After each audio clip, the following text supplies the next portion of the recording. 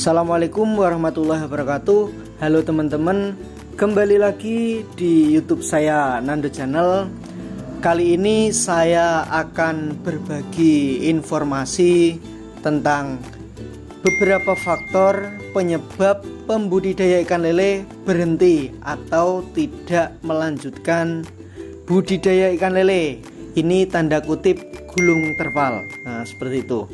Nah, informasi ini saya kaji beberapa hari terakhir ini karena banyak dari teman-teman yang kemarin beli bibit bareng saya udah 2 siklus, 3 siklus, namun bulan ini beliaunya berhenti budidaya. Namun akan ada niatan lagi jika ekonominya pulih mau budidaya ikan lele lagi karena masih penasaran.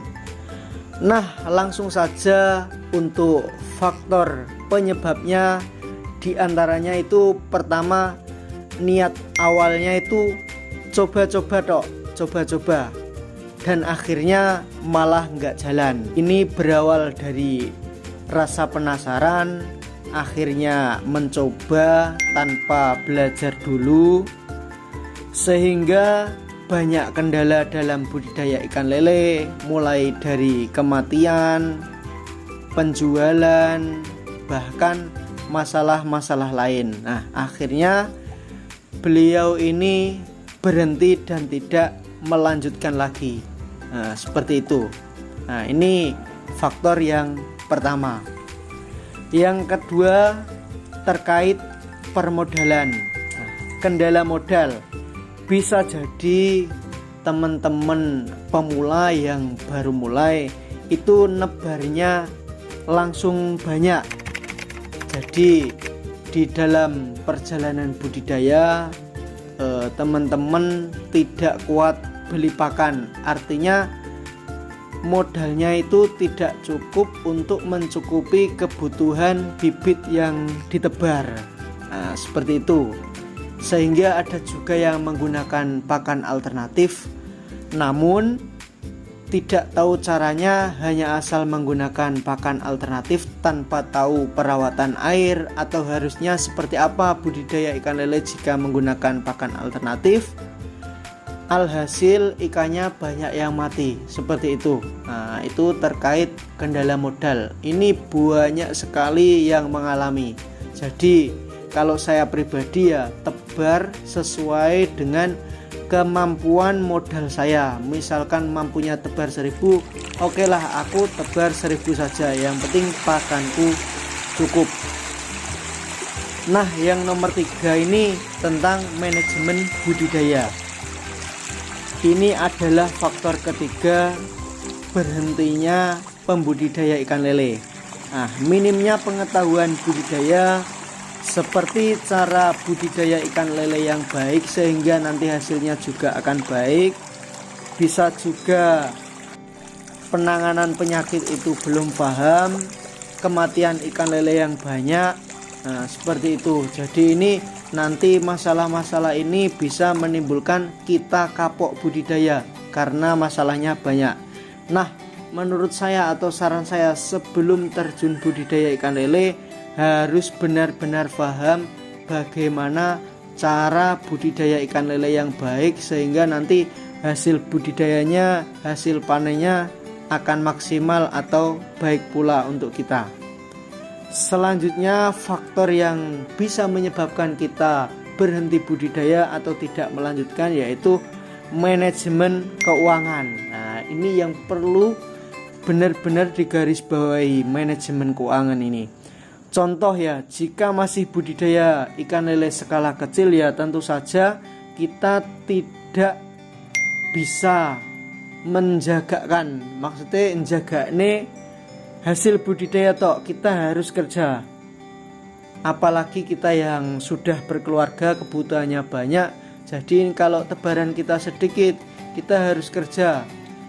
Untuk ikan lele ini nanti dibuat usaha tambahan seperti itu. Dan jikalau kita usaha budidaya ikan lele usaha sampingan dan kita kerja, hasil budidaya ikan lele atau modalnya pun kita pisah antara modal usaha ikan lele dan kebutuhan harian. Seperti itu ya teman-teman, jangan dicampur aduk. Ini biasanya rata-rata yang collab itu seperti itu. Nanti modalnya untuk budidaya terkikis, kita ambil untuk kebutuhan, tidak sesuai antara pemasukan dan pengeluaran, otomatis nanti mengganggu usaha kita. Jadi tidak seimbang antara pengeluaran dan pemasukan. Nah, kita sebagai pembudidaya ikan lele harus memainkan manajemen keuangan yang bagus. Nah, seperti itu. Nah, yang faktor kelima ini masalah pasar atau penjualan. Kendala pasar ini biasanya terjadi saat kita budidaya ikan lele. Ada masanya penjualan ikan lele itu kalau pertama kita tidak mengenal bakul atau belum mengenal bakul itu sangat sulit kalau pasarnya belum ketemu. Namun ketika pasarnya sudah dapat, menjual ikan lele itu mudah atau kita bisa lancar untuk penjualannya. Nah, usahakan kita cari bakul yang keuangannya sehat, dalam arti tidak diutang, harus cash. Jangan bakul yang bulat. Nah, seperti itu. Kebanyakan ketika panen sulit jual atau kita tidak bisa mengeluarkan ikan dalam kolam kita, pemasarannya kurang lancar, kita itu down. Nah, mentalnya itu down. Sehingga kok begini ya usaha lele, kok perputarannya kurang cepat, penjualannya sulit, akhirnya berhenti, nggak lanjut lagi. Nah, ini dilanjut yang terakhir ini, faktor penyebab pembudidaya ikan lele berhenti tidak melanjutkan usahanya, yaitu mentalnya kurang kuat. Nah, jadi kita harus siap mental. Namanya kita merintis, kita harus sabar, jangan mengeluh terus-terusan. Nah, jadi kita cari tahu solusinya bagaimana ya. Namanya kita merintis, kita harus sabar. Kadang kan banyak ikannya begini, sudah pusing, sudah bingung, akhirnya berpengaruh juga pada usaha kita. Jadi kita harus sabar, konsisten, dan tekun. Nah, nanti insya Allah kita akan menemukan hasil atau puncaknya. Jadi kita bisa juga mendapatkan hasilnya seperti itu ya teman-teman. Nah, semoga video yang saya bagikan ini bisa bermanfaat sebagai pedoman bahwasanya kita yang masih usaha budidaya ikan lele harus tetap semangat, kita jalani karena usaha ini yang kita pilih, seperti itu. Kurang lebihnya saya mohon maaf. Untuk yang baru saja menonton video ini atau menemukan channel ini, jangan lupa dukung channel ini dengan cara like, komen, dan subscribe.